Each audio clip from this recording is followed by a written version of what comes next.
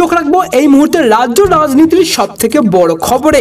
অক্ষয় তৃতীয়ার দিনকে দ্বারোদ্ঘাটন করেছিলেন মমতা বন্দ্যোপাধ্যায়। তারপর থেকে শুভেন্দু অধিকারী বারবারই অভিযোগ তুলেছিলেন জগন্নাথ মন্দিরের নামকরণ নিয়ে। প্রথম বিতর্ক শুরু হয় জগন্নাথ ধাম নামকরণ নিয়ে এবং দ্বিতীয় বিতর্ক সরকারি টাকায় মন্দির নির্মাণ নিয়ে। বিশেষ করে দীঘার মন্দিরে জগন্নাথ ধাম নামকরণ নিয়েই তীব্র প্রতিবাদ জানায় উড়িষ্যার মানুষজন। রবিবার উড়িষ্যা সরকারের পক্ষ থেকে জানানো হয় তারা মুখ্যমন্ত্রীকে একটি চিঠি পাঠাবেন দীঘায় জগন্নাথ মন্দিরকে ধাম বলা বন্ধ করার জন্য।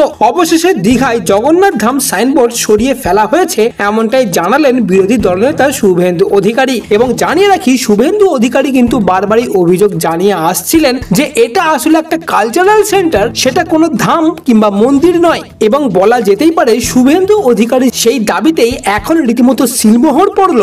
আজ দীঘার জগন্নাথ ধাম লেখা সাইনবোর্ড এবং সেই স্থানের বর্তমান অবস্থার ভিডিও পোস্ট করে এক্স হ্যান্ডেলে শুভেন্দু অধিকারী লিখেছেন, গতকাল উড়িষ্যার পুরী শ্রী জগন্নাথ মন্দিরের দৈত্যপতি নিয়োগের একজন সিনিয়র পরিচালক এবং সচিব রামকৃষ্ণ দাস মহাপাত্রকে শ্রী জগন্নাথ মন্দির প্রশাসন কর্মকর্তারা তার বক্তব্য এবং পবিত্র কাঠের অনুমোদিত ব্যবহার বিষয়ে জিজ্ঞাসাবাদ করেছিলেন।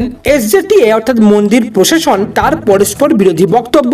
দারুগৃহ অর্থাৎ কাঠের ভান্ডার পরিচালনা এবং দীঘায় ব্রহ্মা স্থাপন করা হয়েছিল কিনা সে সম্পর্কে স্পষ্টীকরণ চেয়েছিলেন। শ্রী জগন্নাথ মন্দির প্রশাসন দাস মহাপাত্রকে কারণ দর্শানোর নোটিশ জারি করেছিলেন, যাতে 30 এপ্রিল 2025 তারিখে দীঘা মন্দিরের উদ্বোধনের সময় একটি বাংলা মিডিয়া সাক্ষাৎকারে তিনি অভিযোগ করেছিলেন যে মূর্তিগুলি পুরীর 2015 সালের নবকলেবর থেকে উদ্ধৃত পবিত্র নিম কাঠ দিয়ে তৈরি করা হয়েছিল এবং তার অভিযোগের 7 দিনের মধ্যেই জবাব দিতে বলা হয়েছে।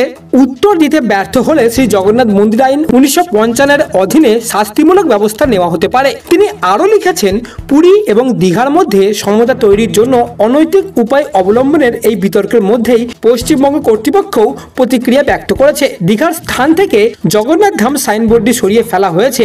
ভগবান জগন্নাথ সকলকে সদ্বুদ্ধির আশীর্বাদ করুন।